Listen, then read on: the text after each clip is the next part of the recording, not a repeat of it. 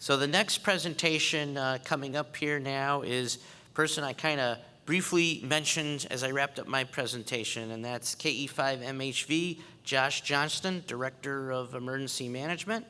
And I got his presentation queued up. And Josh, welcome aboard. Thanks, Rob. Good afternoon and welcome to everyone. I'm glad to be here with you down in Orlando. Had a bit of a, some of you may have seen, I had a bit of a trying day getting here yesterday, just some flight cancellations and that kind of thing, the kind of thing that happens to all of us. So, and Rob, ironically, it's interesting that you showed that picture, because one of the things that we have, the board of directors at ARRL recognized several years ago, is that for us to be effective in doing what we're trying to do and improve our role with ARRL and with our emergency response, is this position needed to have the ability to make decisions, and elevated this position from where Mike was to a direct position where I'm a direct report to the CEO. That is a dedication that was shown and that was needed. I think something Mike would have liked to have had, because I think Mike understood that need even when he was there. Mike and I have actually got a pretty good relationship. We're working with FEMA Region 1, being that headquarters is in FEMA Region 1. We are working with them as a support alternate location for HF communications. Some of you may not know, with ARRL, we also are a share station. How many of you are familiar with the shares system? And so we are actually one of the net control stations for shares, and we monitor it, as well as emergency traffic, especially right now in Region 1. We're beginning some nets on 60 meters and some other stuff. So it's good to be working with our FEMA partners regionally, but then also the work we've been doing, and we'll talk about it just a second here in just a few seconds, on the national level, things we've done over the last 2 years. I've been at ARRL now since December of 21, the end of December 21, 1st of 22, and we're trying to improve on some things with our emergency preparedness program, our ARRL. Many of you are familiar with ARRL. So in 2023, I'll jump right into it. This is not just hurricane related, and these are not our total numbers. This is about half of the numbers that, this is what we get reported to us. Unfortunately, right now, we're only getting about half reporting to us at headquarters what their activity is. But as you see, when you ask, and people ask me, and we talked earlier, the dinosaur comment, is amateur radio still relevant? Absolutely. Are we still involved in the places that are doing things the right way? Amateur radio is absolutely very much still involved. When you can go and show over 687,000 hours, and honestly, we had a mistake in our reporting, and I've estimated that down slightly, so that is an estimated number. I should have asterisked that. But it's going to be very, very close. What was actually reported was there, and I found it. I've got to get the actual corrected number, but we're still in the neighborhood of $21 million in value, and that's based on FEMA's dollar value, or through GSA's dollar value rate. And that's the hours just with, that doesn't count all the people that Bobby, if it wasn't done in cooperation with an ARRL group and they were participating in there, it doesn't count that group. It doesn't count all the people that are doing things with Saturn, with VoIP, unless they were doing it through ARRL. This is just what we captured with ARRL groups. Some of those hours may be captured in both places. Most of it is not. And that just tells you right there, we're capturing one area. And when we talk about people participating with the Hurricane Watch Net, with the VoIP net, look at the value that we can show our state, federal, and local partners that amateur radio has to this day in this country. It's astronomical. I mentioned some of the things that we're promoting and pushing for and working on doing and honestly working on getting better at. One of the things that I push and talk about is communications is key.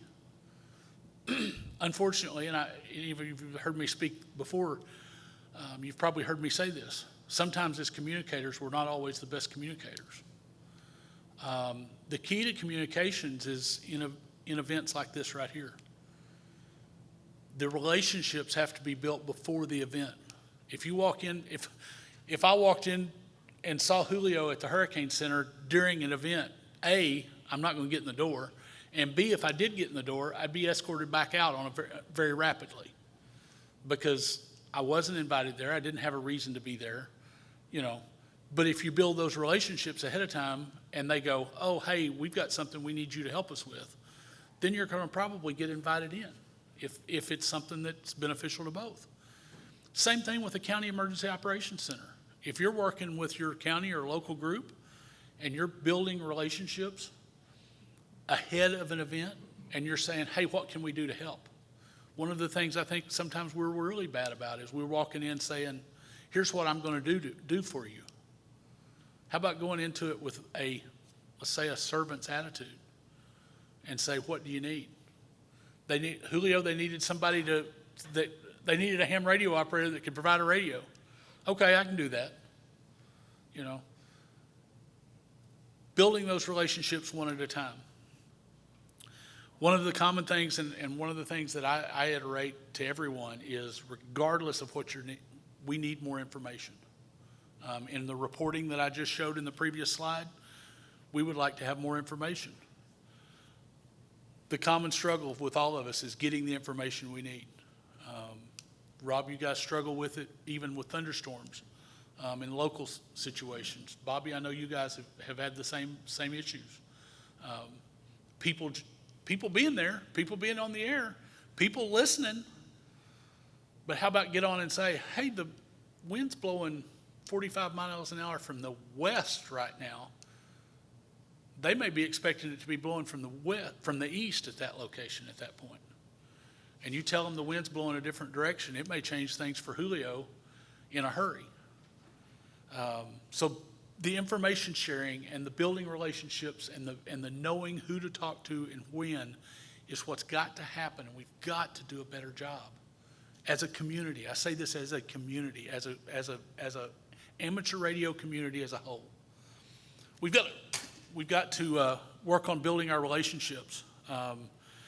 We've, as I mentioned, are building our relationships with Region 1 and the share station that we've got.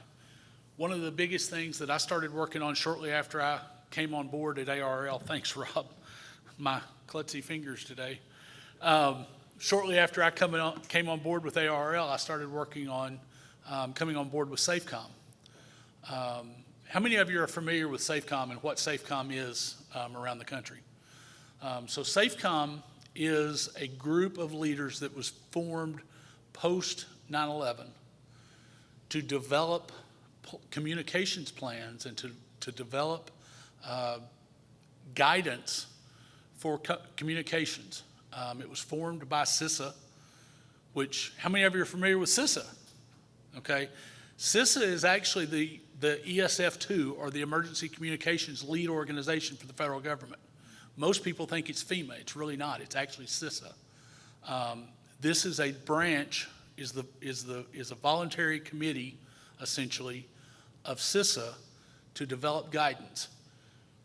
The Oxcom course. How many of you have heard of Oxcom or the Oxcom course? That's a CISA course that was developed in partnership with SafeCom. So here's what was ironic about SafeCom. SafeCom actually had no one setting on SafeCom at the time. There were some hams, but there was no organization. We did not have a seat at SafeCom. And we were elected in 2023, in May of 23, to SafeCom. I now have been added to the Emergency Communications Working Group, and soon we'll be meeting for the first time with the Oxcom committee to begin talking about, where does that course going to be going over the next few years? Is it going to, going to be any changes to that course or any updates or whatever? So it gives us a seat at the table to build those relationships and to have that communications. And that's what we're trying to do from the headquarters. We've started quarterly SEC conference calls with all our section emergency coordinators. Simplified reporting system for monthly reports. One of the things that I have worked hard on is making it easier for our SECs around the country to report to us. And we've created now, it's a completely online process, can be submitted and comes in. It makes it really easy to submit those reports now. We've been working with Rob and others with the National Weather Service on the Skywarn Recognition Day and looking forward to the 25th anniversary of that Recognition Day this year in December.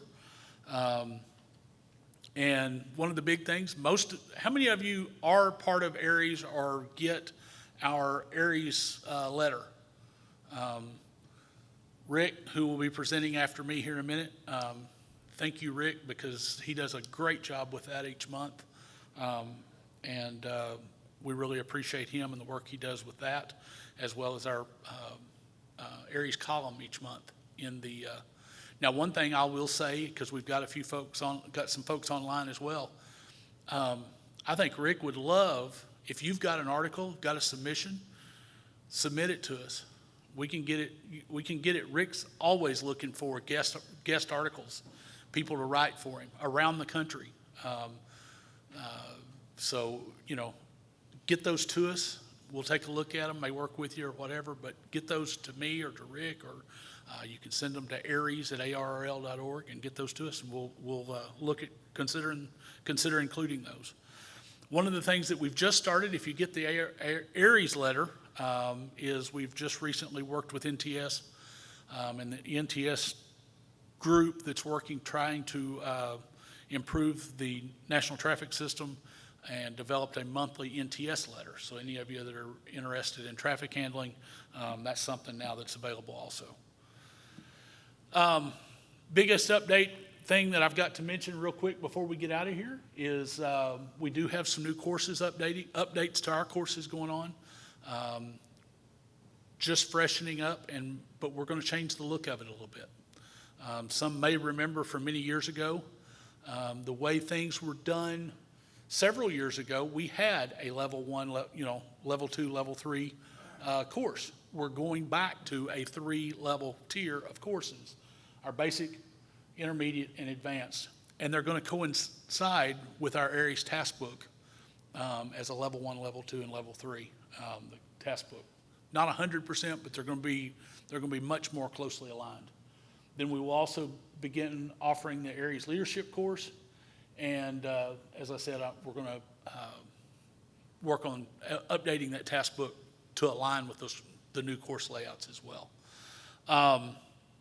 Again, it's about building relationships. It's about getting to know who your served agencies are, who your partners are,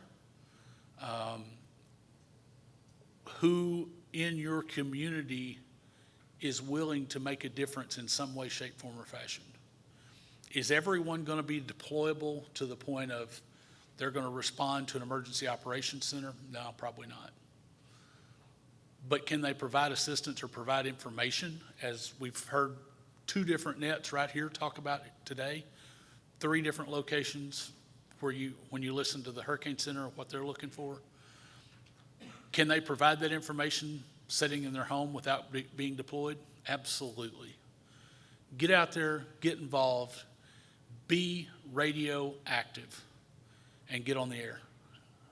That's all I've got, and I'll be available and around. So I thank you for having me here, and I want to make sure Rick's got time, because he's got if you haven't heard his situation, his story this year, it's a really interesting perspective on what he went through this year. Thank you.